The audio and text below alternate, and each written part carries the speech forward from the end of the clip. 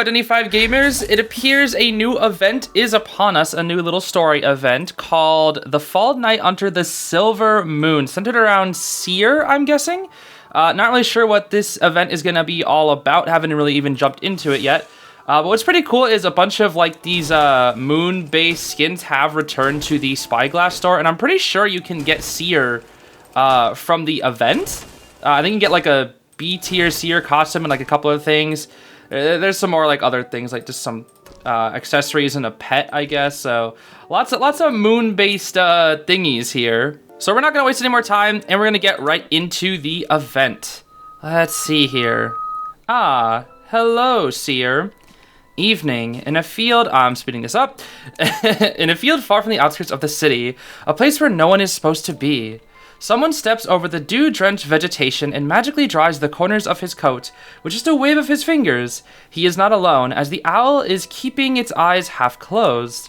He stops on a small patch of illuminated greenery, where blades of grass and droplets of water chatter in secret as if something is about to happen just this evening. Ah, okay, Moon Narrator, is that supposed to be you, buddy? A gently sloping terrace and a fluffy carpet of tender grass. Not bad at all. Lunar Goddess, as per your guidance, we have returned to the original point of the story. The young man isn't talking to himself. The owl offers an appropriate response as it loosens its wings to show its praise for the messenger. What the heck? These things have been known for ages, haven't they? In the stories passed down by word of mouth, gods often veiled themselves as creatures of the forest. Now all that's missing are a few missed souls. The spinning threads of fate will surely lead them here. In a deserted wilderness, those who should not exist appear, and those who are lost step into the moonlight and disappear. There is nothing reasonable about this space. I can hear the footsteps. Shush, stay quiet. Everything will be the way you want it to be. Hello, default lady. What's this place? The branches have torn my dress and prevented me from meeting my beloved knight. Yo, Richard Sterling? Bro's not even in the game yet, lady. At least at the time of recording. Such tough luck. What is with the knights? I'm counting on someone reliable to get me out of here. Dang it! I've lost count of the number of times I've circled back to this sign. A panting lady, the slender hem of her dress is evidently not suitable for traveling in the wilderness. A bewildered man, who has crumpled up several sheets of office paper, which clearly have been pretty much sacrificed on the way here. Okay, why are we getting these default people? What? Hold on, who are you? I am waiting for my audience here. The moonlight invites you to hear my story. Walk out of this wilderness and head north. Legend has it that's where the Lunar Goddess lives, which is also the destination of this story. Why is everyone wrapped up in their own world today? I still have a mountain of files to deal with. You seem to know your way around this place. I just can't get out of here. I see, you must be a bard. Their tales and tunes captivated the great lords and ladies of castles. They say they were often the wisest of souls. Anyway, are you saying you're willing to take us with you if we become your audience? Yes, the moonlight always offers the correct guidance. There's no time to waste. Let's get started now. Getting inspiration for a story often requires a moment of quiet meditation. Before we set off, I'll perform divination to get some hints from the Lunar Goddess, some clues about the location we're going to. Okay, what the... Alright, this must be the check-in. Alright, so there's only 5 days for this event. Let's see what we got. Waxing gibbous reeds wise salmon? Hello? What does this mean? Hello. According to the keywords obtained from divination, the first place we need to pass through is surrounded by luxuriant reeds where a salmon resides. Look at that salmon! I'm a singing salmon, singing all day jammin'. I'm a singing salmon, singing all day jammin'. Okay, I'm not gonna do this. The Lunar Goddess's guidance is clear. All that's needed next is some simple reasoning. Slide along the right side of the interface to rotate the compass. What the heck? I thought you were singing salmon, singing all day jammin'. What's happening here? Oh, I'm supposed to move you into the spot. I see. What? Okay. The view is as vast as it has been. The group comes to the depths of the swamp where the shallow, flat marsh reflects the moon in the sky, while there is a silvery, scaly light under the water. The travelers can't help but catch their breath at the view unfolding before them. The night sky is right there on the surface of the water, and those distant, jeweled constellations are moving rhythmically at their feet, almost within reach. Finally, a different scenery. Shall we listen to some stories here? Sure. It was a really long time ago, so long ago, that people still lived with the moon and the land back then. A party was making its way through the reeds. The moonlight coated the shallow water with a few layers of beautiful silver rims. Amongst the party were none other than two protagonists, a solemn and old-fashioned townswoman, and a flower picker with a love for fantasy. And a motorcycle that's outside my window, apparently. They were on their way to find the lunar goddess's homestead. Oh, I have reason to believe that you have included us in your story, but this makes it more interesting. But I must say, the moon and the land you mentioned are just ordinary things. Perhaps I should put it another way. Our ancestors spent a lot of time identifying the lunar phases and the stars. They sought to understand our place in the universe through them, but mostly, they simply appreciated their beauty. Choices are limited because people are typically overwhelmed with what they consider more urgent matters. It's a rare privilege. Just like me, I can't think of any reason to slow down in life, just to look up at the moon for a while, or listen to a story. Bro, this is just like becoming an adult. I feel that, bro. When you're young, you got all the time in the world. When you're old, like me, not even old. I'm just like a young adult. But you know, Club Penguin, freaking old penguin with a cane if you're 18 years or older. Oh boy, but yeah, he's onto something, bro. But now, our little wilderness mishap has become a blessing. The moonlight shines above us, and we get to listen to a story. Go on. The lunar goddess's homestead is a castle wrapped in the waves of the northern sea, a small part of the other world. To this end, the protagonist decided to first ask the king of the swamp. Salmon tend to be the most intelligent creatures. The gigantic salmon wagged its tail in the water, and its smooth scales shimmered under the moonlight, along with its healed scar. Healed scar? What the heck? Is this fish dead? Dead? Like, is it damaged? Is it the one that Admiral Zhao freaking cooked in the end of season 1 of Avatar? This is my first time I've seen a salmon this big. Where did its intelligence come from? Throughout its long life, it has traversed every bay and ocean in the land, and it knows the shore just as well as it knows the icy chill or balmy warmth of the waters. This is another type of deep, time-honored wisdom, and the moon knew how far it had traveled and what a never-tiring heart it had possessed. The gigantic salmon swam in circles, signaling that a path to the wider waters was being blocked by debris tangled in algae. We gotta clear the way, oh my gosh. Perhaps we should offer some help. Complete battle quest. Okay. Oh. Sure. I think we did it. We can claim this. And then there's like little poems or something. I guess we got this. What is the little seaweed thing? Debris in the water. Oh, I see. And then I guess these are all the other things. So all like these little, yeah, all these little items must like be in regards to like the future stories. Okay, interesting. Well, there we go. Perhaps we can carry some water from the marsh in case there's no water to be found when we get thirsty. A typical water source saturated in moonlight. It represents the purified, and those also tend to spread out in places where they can be easily found. But there is another source of water that is some distance away. I should... select the water source saturated in moonlight. Find another water source. Maybe we should find another one. Let's go on an adventure! There are other possibilities here. Did I pick the wrong one? What? Once the marsh was cleared of debris, the salmon in the water rejoiced and led the travelers a short distance before burrowing under the water where moonlight was abundant. This is where the energy of the lunar goddess is at its fullest, and the ethereal threads of fate become particularly distant. This place is also relatively safe. Perhaps we can take a break here. To be honest, this is the first time I tried to understand an animal. This is unusual, but it felt pretty good. In the area in which our story took place, a really long time ago, nature always taught legendary heroes how to live. For example, learning how to leap from a hydrax or conceal themselves from a moth. The two protagonists were equally familiar with this as they lounged in the evening swamp, closing their eyes and trying to focus on their minds. Oh, perhaps we should close our eyes for a bit as well. I would do it too, but I have to read. Only darkness remained in the swamp, as the travelers listened in tranquility. They listened to the mingled and subtlest sounds of the universe, which together form the poetry of the wilderness.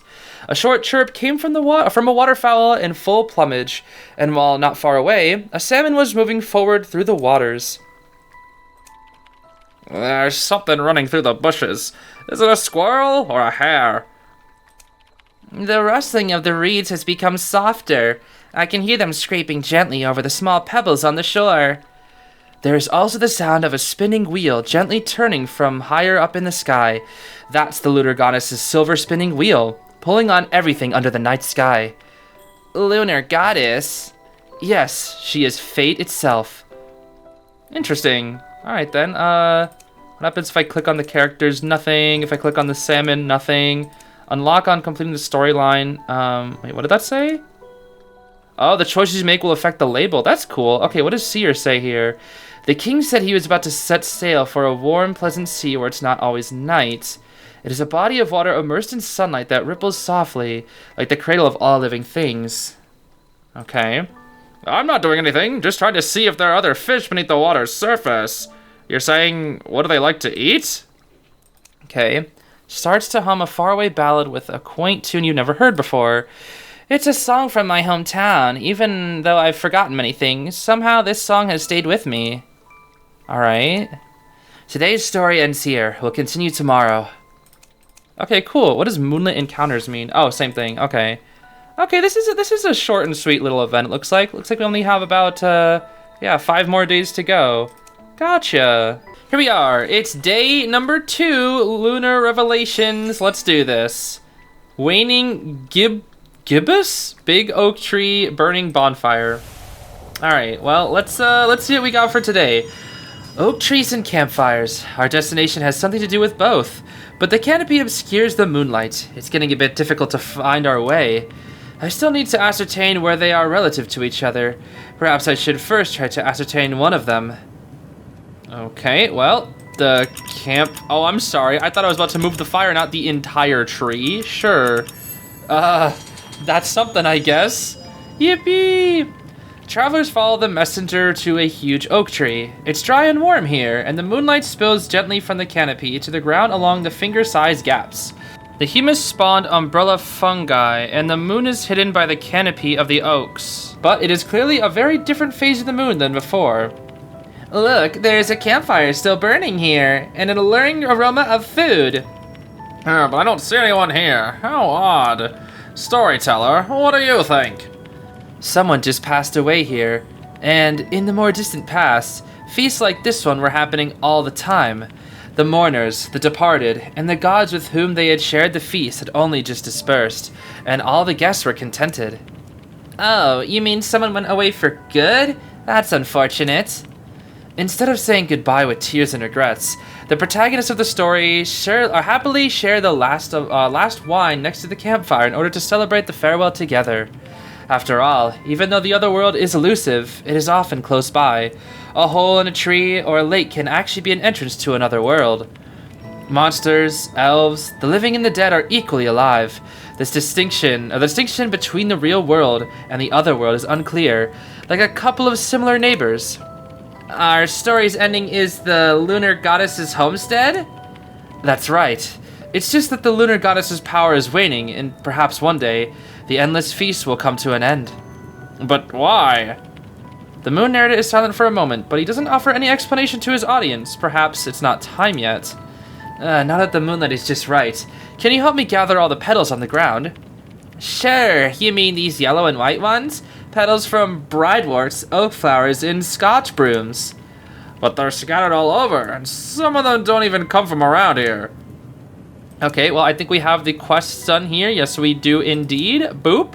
We get ourselves the soft petals, and we get ourselves the seer portrait. Aw, that's cute, dude. Very cute. We'll be on our way again in a while. I noticed 2 trails branching off in the forest, just like 2 little forks in a story. One of them is covered in moonlight, which always represents the guidance given by the lunar goddess. And while the other is a shadowy path that has never been traveled before.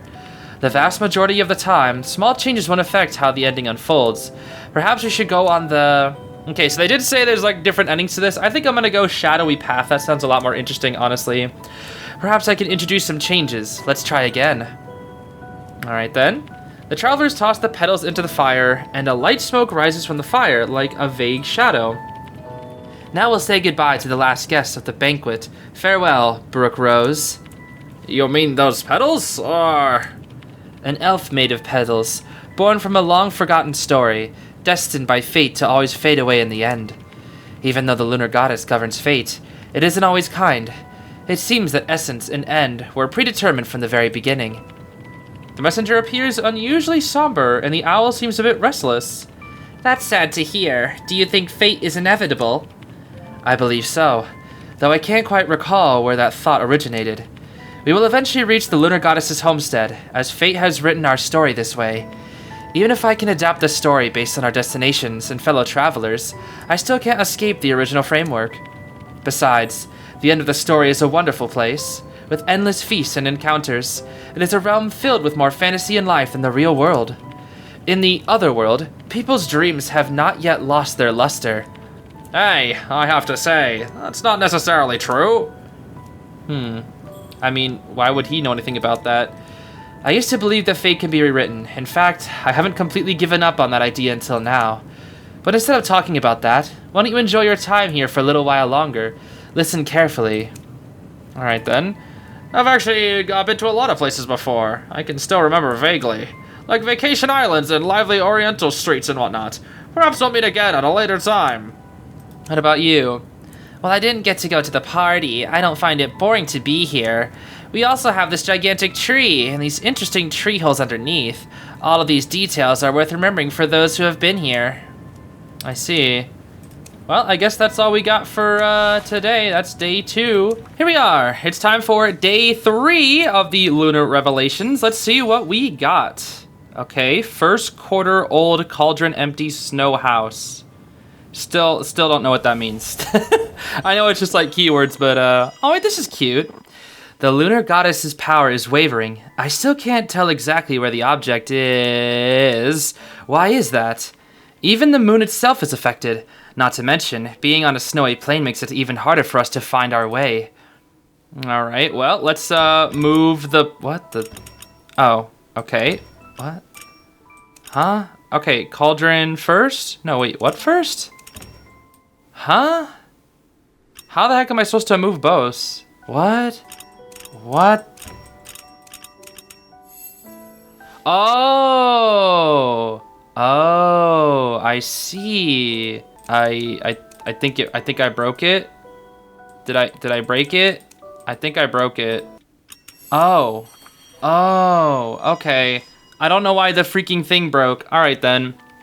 The lunar phase is still changing in the sky, and a field of silver white snow quickly replaces the warm oak forest. Everything is sealed in ice. Even time intends to stay here permanently. So clean, so beautiful. Nothing out of the ordinary worth noting. This place sure is cold. It seems like this cottage has been abandoned for a long time, and the door won't even open. And there's this old cauldron. Other than the moonlight, there's basically nothing else. Tell us what happened here, about this cottage and this frozen cauldron. As their journey came to the snowy plains, the protagonist came across a lone hero who had been watching over this cauldron for a long time. The hero brought out warm soup to serve the rare visitors, and when asked why he didn't leave this lonely, snowy plain, the hero looked gloomy. Let me guess, it had something to do with the cauldron? The traveler solemnly asks about the secret of the cauldron. It is an enchanted cauldron that keeps taking while giving. The hero once made a wish to bring his comrades who died in battle back to life, but these returnees never spoke again. They just kept on killing. Oh, an army formed by race, on a killing spree. Why are you so happy about this, what? Fate always takes something from you while giving. What's worse is there's no turning back the moment you make the choice. It looks like the hero has finally left the snowy plains. I guess this is a good thing. However, it doesn't look like the cauldron is completely broken with the passage of time, and the moonlight has recharged its magic. I think it's waiting for a verification of whether you really belong here. Don't you want to give it a try? Pick an item you're carrying, throw it in, and see what fate has in store for them. The things that happen these days are making my head spin. In the past, I would have thought this was a new kind of magic prop. Okay, well, let's complete the battle quest. I haven't completed the battle quest. Are you serious? Oh, it doesn't count 5v5. Welp, guess we gotta go do that. Okay, I'm back, and I totally didn't get double teamed at 7 ciphers as a Mind's Eye and Duo Hunters. No, it's cool, man, it's cool. Carry on items, gotcha. I don't really know what that means, but sure, let's see what we got. I don't have a lot on me now. A briefcase, a tie, and a tiny branch that has fallen on my head at some point. I don't know when it started, but these things pretty much fill up my life. Do I hate them? No, I don't feel much for them most of the time. It's just that I can't pull a handful of small rocks or wild fruits out of my pocket anytime anymore. A paper document, the most urgent kind. It represents... a life still worth holding on to, a life I wish to escape from. That's interesting. I guess this is like, I don't know, that's interesting. I feel like, at least in terms of this guy, he'd want to escape from his life. I don't know. That's right. All of this is depressing. This is definitely not the life I want. Well, that's kind of sad sounding. The fancy traveler picks a frozen dandelion, and the busy traveler takes out a piece of paper labeled urgent. The paper, what? The group stares at the bottom of the cauldron with some apprehension, but luckily no horrible wraith is coming out of it. Let's see what I got. A vibrant dandelion. Perhaps the cauldron retrieved its soul for me. No, hold on. What kind of texture is this? It's hard. Ah, it's a Jolly Rancher. I mean, looks like it won't wither again. What about you? What happened to your piece of paper? Hey, don't look. It looks like it has turned into a children's doodle with a drawing of a boy in armor pledging allegiance to a princess. Is this something from your childhood? That's a nice drawing. Perhaps you, too, have believed these stories wholeheartedly, relied deeply on the ideas they conveyed, and believed yourself to be a part of them. For example, we could have been doing a lot of adventurous things, running into an elf as old as the snowy plains, and cutting through bushes and thorns with our pocket knives to rescue traveling merchants trapped in them. But one day, we must go back to our lives and return to that tight little box. We are here right now, and the enchanted cauldron responded to the question in your heart. It's not the paperwork that matters most to you, but that drawing. If one is standing steadfastly on the side of reality, there won't be any changes. What if, you can choose not to go back, become a part of everything here? Oh, that's kind of spooky sounding, I must say. The world is always extraordinarily empty under the moon, but at least the beautiful view never changes. Sometimes I think of this place as a city that has lost its inhabitants. Perhaps it'll come alive again one day. Interesting. Oh, look at this cauldron. It's frozen and became really hard. But I like the intricate grains on it, as if it's hiding some sort of secret. What about you, lady? The storyteller often asks questions about us, and I have gotten to know everyone better. The other traveler is quite different from me. There are a lot of things he mentioned that I have never heard of before. All right, I think that's all we have for today, even though today has crossed over, but we don't talk about that because I haven't done the quests yet, so yeah. Here we are. It is now time for day 4 of Lunar Revelations, or whatever the heck this event is called. Last quarter, not even going to try to pronounce that one, full tent. Alrighty, let's see what we got. We got some costume remnants. You love to see it. Let me speed this up a little bit. The supporting clues are becoming fewer and fewer. The guidance from the moonlight is becoming disorganized, but it isn't all completely elusive. Be still and feel the change in the speed of the regulating wheel. I'm sure I'll find the exact location. Okay. Well, I guess we're gonna try to do some shenanigans here. Let's try, like, something like this. No, a little more. Let's try matching it up, like, here. And then... Okay, nice. And... Beautiful. Okay, we got it. We're OP, guys. We're OP. We totally are used to this now. All the way north, there's not a single footprint on the shoal. The soft, fine sand looks like a mirror, and the stars look like wheat flour. The moon is mistier, and it envelops everything in its silver splendor. The campfire crackles so loudly that it draws the travelers to the tents to rest their feet. There's no one inside the tent. Hey, what's going on here? There are signs of human presence everywhere, but we never run into anyone. Yeah, it's beautiful everywhere I turn to, but I can't help but think it's just so desolate here. It's weird. Oh well, at least we run into this beautiful white horse. It's a great relief, just random horse, you know, the Lord of the Mountain from Breath of the Wild. Hey buddy, where's your owner? The glistening white horse doesn't say anything. He bows his head slightly, revealing a pair of friendly eyes. Okay, well that's a nice horse, I guess. This is the foal of goddess Rhiannon. Rhiannon?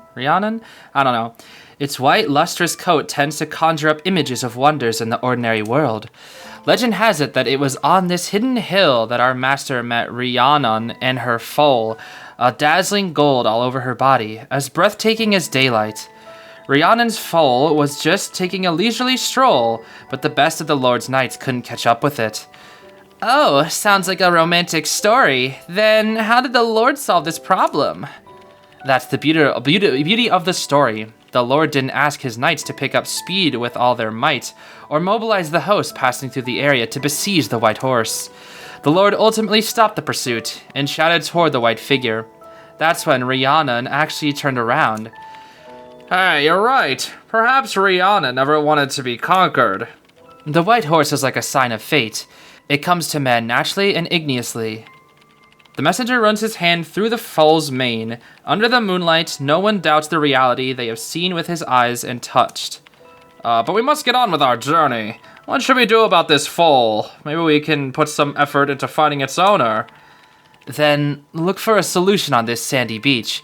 Gather some gold shards mixed in with the sand gaps, and they must be Rhiannon's footprints, or as they must be. Okay, complete battle quest. Yeah, we do actually have it this time. So we get the clues, and we get an accessory this time as well.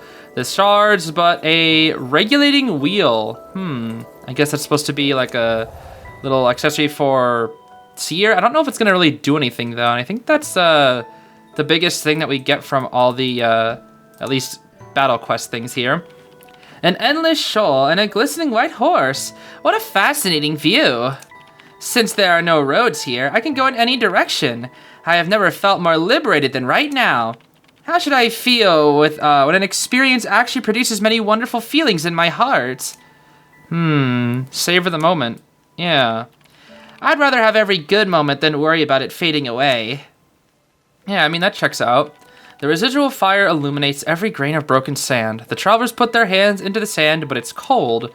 Sure enough, they found some golden shards. The white foal whirls around. He is ready to set off. All right, bye, horse. I can smell the waves. I think we aren't far from our moment of fate. It feels like it's been days, like a few nights in a dream. Come to think of it, we've never seen the sunrise. But at this point, I'm not even trying to figure out what's going on. The lunar goddess's messenger doesn't respond. As usual, he raises the little stone-carved castle and diverts the topic back to the story. That's the first time anyone has ever said that to me. There isn't much time left before we arrive at the lunar goddess's homestead. Is there any other story you would like to hear? Why don't you tell us about yourself? Where did you come from, and what made you start telling stories? You should know that there's always a reliable guide for an unforgettable journey. I consider us friends now. Even though I'm guessing you've seen this story, along with the heroes, kings, and salmon a million times before, we would still like to get to know you a little better. Okay, wise traveler. I've already forgotten about most of the details, but I guess I'm standing out here out of my obsession with fate, and the lunar goddess has a happy ending for the mass majority of people. What's that saying again? The more we believed and are obsessed with something, the deeper we are ruined by it. We can tell that you are not always calm and joyful as you present yourself to be. Knowing one's fate brings peace, and understanding one's fate brings relief. Sometimes there are hiccups, but no matter what, at this moment, you are my friends. Yeah, if it weren't for you, perhaps we'd be lost in the wilderness forever. Aw, that was actually kind of sweet. They're making friends with Seer. As we reach the shoal, it signifies that our goodbyes are near. Even though the cycle of encounters and farewells continues, I believe it is not meaningless. Interesting. What about you, Guy? I wonder if I've ever experienced a moment that felt like destiny, similar to the story of the Lord meeting the white horse. This means that we are living for those wonderful and splendid moments, rather than merely surviving like empty shells or vague shadows. Okay, this is like some nice life lessons out here. Before we part, I wish to spend some more time with this small white horse. This is the first time I feel reluctant to leave a place other than my hometown. At least, no matter where I go, the moon in the sky remains the same.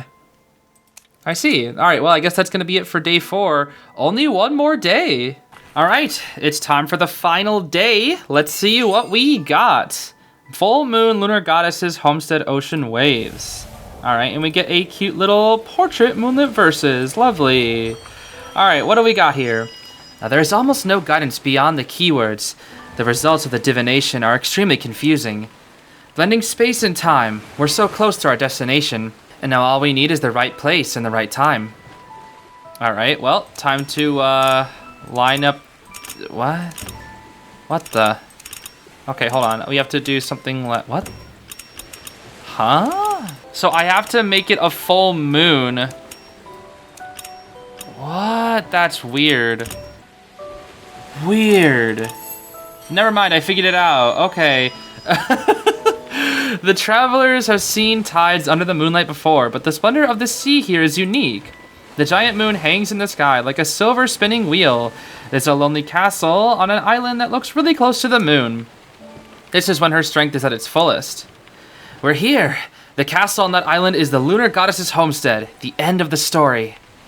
The messenger of the moon god beckons to the travelers. The owl flaps its wings as the moonlight shines on it, reflecting the fine specks of light. The light is on inside the castle. I can also hear the noise of the ball from afar. They sound really happy. But we are stuck on this boulder right now, surrounded by seawater. How do we even get here? What? It looks like we can hang out for a little while longer until low tide, but we can't just sit here and do nothing. The tide here brings in all sorts of things, like little pebbles or seaweed or whatever. Whatever. That's very not descriptive for you, Seer.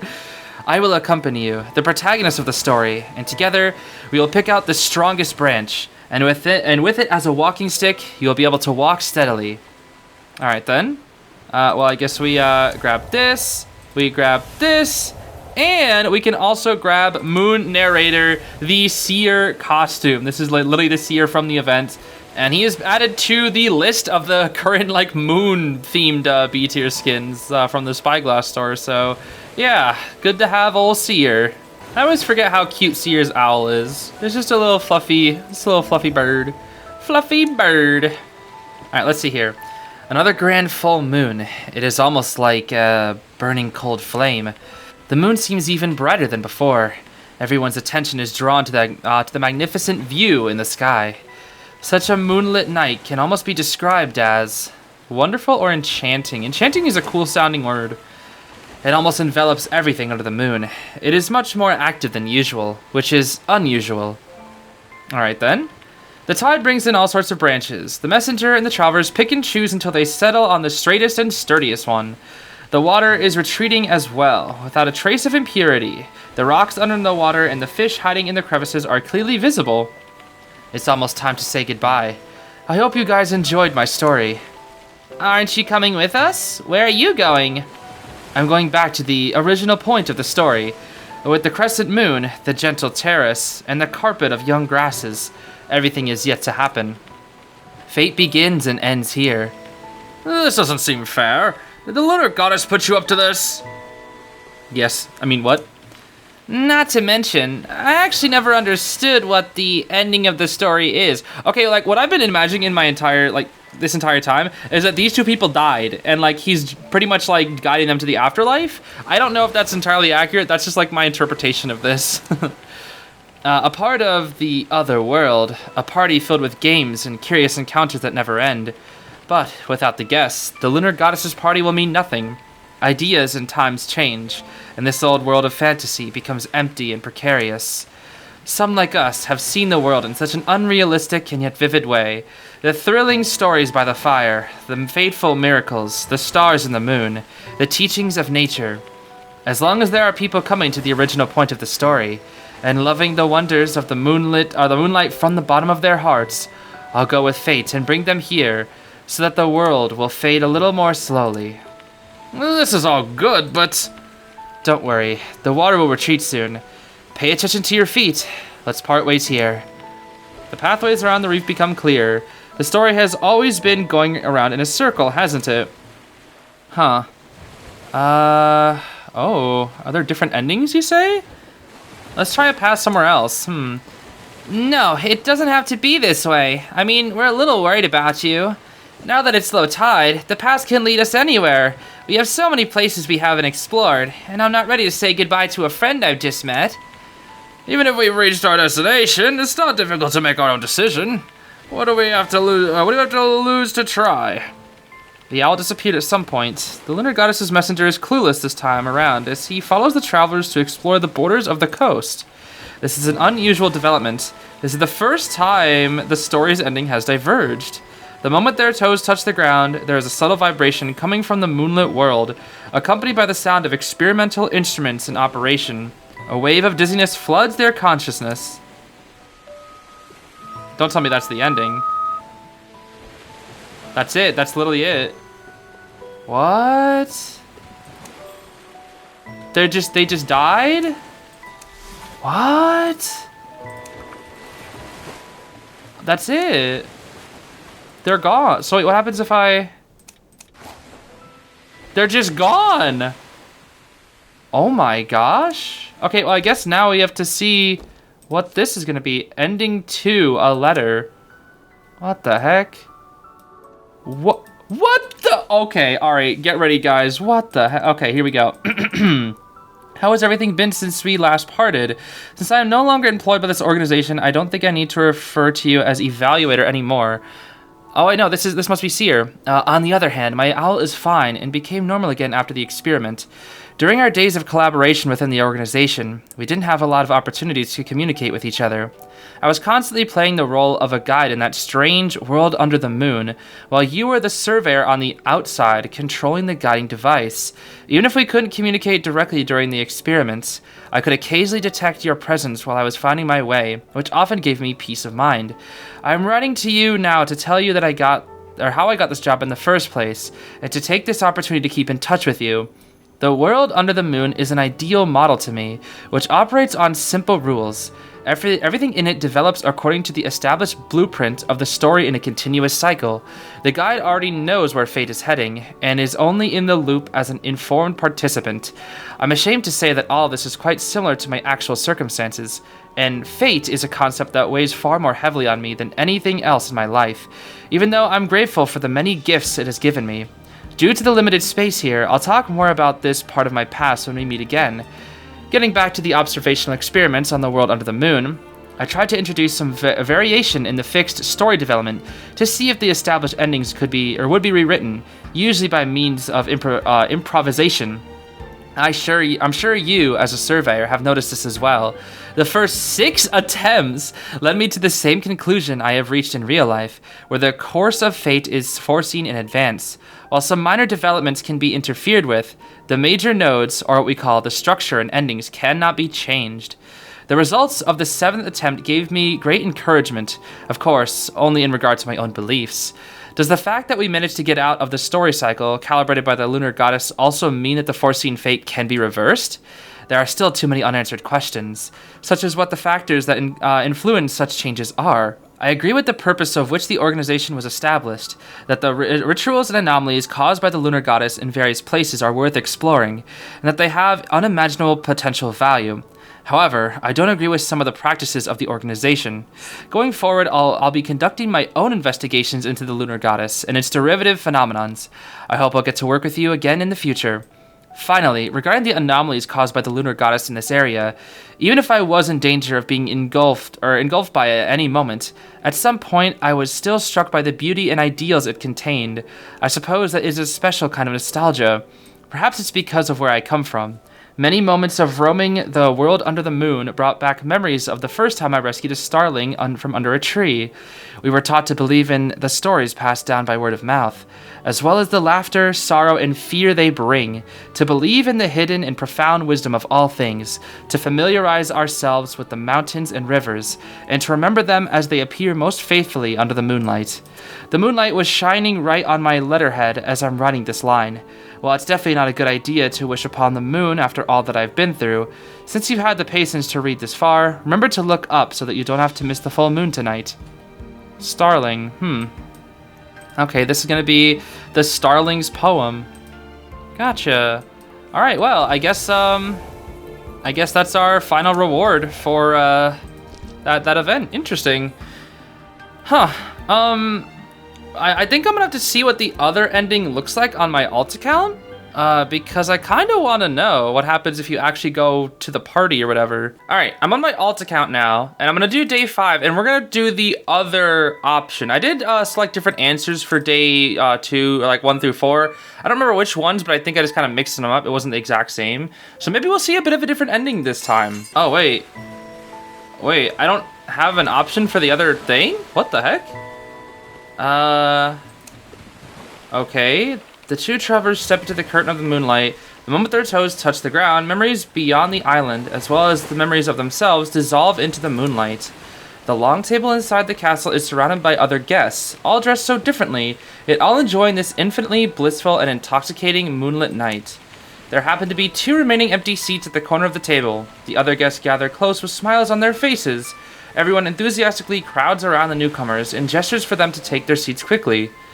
Yeah, I wonder why I didn't have the other option available this time. Maybe it's just because of the questions that I asked? I don't know. Oh, thank you. Right, let's toast to the full moon. Everyone is waiting for us. Is the party about to begin? All the guests are seated. The shadow of an owl sweeps across the window. The full moon is brighter tonight than any other night in the past. Amongst the clinking of glasses and enthusiastic applause, a wave of dizziness floods their consciousness as everything melts away into the moonlight. And they're gone. You received a special mail. Okay. Interesting. So this is ending 1. We got ending 2 last time. What the heck? Project date unknown. Alright, what the heck? Project date unknown. Description of observation target. The lunar goddess manifests itself through a variety of material or immaterial careers, which vary from culture to culture, and is believed to project humans' deep and wide-ranging understanding of the moon in their subconscious. Today, blank carriers have been discovered and documented, and a significant number of them can influence and alter the consciousness of those who came in contact with them. Historically, a number of untraceable disappearances, hysteria of unknown origin, and psychic phenomena involving the transformation of self-perception have been attributed to the lunar goddess. The lunar goddess is considered to have a fundamental purpose for its existence, which is to continuously and conceptually expand itself. After a specific carrier is destroyed, the lunar goddess will repair itself through a steady cycle, and if the destruction continues, the recovery cycle will be extended by nearly 20%. What the heck? What even is this? What does this even mean? The observation target is represented as a circular paper tunnel with dimensions of approximately 20 centimeters by 20 centimeters by 42 centimeters. After a focused meditation, experiment personnel can observe the world under the moon at the end of the tunnel and project their self-consciousness into it. The device is believed to be the only form of contact with the lunar goddess within blank. In previous experiments, people who had a highly adapted to secular life were shown to be more likely to observe the world under the moon, while children, artists, fiction writers, and hysterics had a higher failure rate. This phenomenon is thought to be related to the purpose for which the installation was created, with the conjecture suggesting that the world under the moon seeks to change the inner philosophy of those who come into contact with it and revive an ancient spiritual tradition, adherence to an ancient worldview based on colloquial speech and improvised storytelling, and the manifestation of affinity and having a deep connection with nature. Okay, what the heck? So, like, everything that we just witnessed was basically, like, whatever, there's, like, this device thing that, like, transforms your consciousness into the lunar goddess domain or something, and, like, the lunar goddess, I'm guessing the lunar goddess is, like, an evil thing, but, like, or maybe not, it's like an evil thing, it just, like, steals the consciousnesses of people? What? I guess? Because it, like, keeps them there forever? Is that it? Dude, I'm so confused. IDV always loves doing stuff like this, though. They always turn their cute little events into something, like, wicked and evil in the end. Anyway, comment 1. In addition to the experiment personnel who are deeply immersed in the world under the moon, each experiment requires an evaluator who is not allowed to have any form of direct communication with the characters of the world under the moon, but is allowed to indirectly ensure the safety of the experiment by manipulating the guiding device. Okay, so, like, somebody on the outside, like, is watching this and, like, keeping track of it. I don't know. This is weird. Experiment record. This was the group's 7th observation of the paper tunnel and the 7th cycle of the standard story. As a result of the standardized evaluation process, the direction of the story is currently under control, and the experiment personnel Starling is performing as expected and adapting well. Starling is also affected by the mental effects of the world under the moon, and as the standard story progresses, his real-world identity is gradually overridden by Moon Narrator, the character given to him. What the heck? Yo! Starling is Seer. That's freaky! That's scary. What the heck? So he was just like a guide. He was part of like the people, but now he's becoming this character. That's kind of scary. The travelers generated by the world under the moon in this experiment are a woman from the 14th century and a man from the 19th century. The woman's identity is untraceable, and the man's characteristics cannot be matched to any real-life example. What? Okay. Handwriting of another person. The experiment is nearing its end, but Starling and his evaluator cannot be awakened. The paper tunnel has an unusual glow, unlike the previous experiments. Hold on, why is this? Subsequent handwriting becomes distorted and narrative logic is confused. What the heck? And then you get the long night between the pages this time instead. Sheesh! What a weird little post event lore drop. That's weird, dude. All right, so I just checked the wiki, and that is, of course, the only 2 endings. So that is gonna be it for this event. Definitely a little bit of a weird spot to leave it off on with how it was all just an experiment kind of lore drop, but yeah, I suppose that's the event. Pretty cute, honestly, despite the ending. So yeah, I hope you enjoyed just go walking through that, seeing what the story was all about, and I'll see you later, everybody. I hope you have a great rest of your day. Thank you so much for watching. Bye-bye.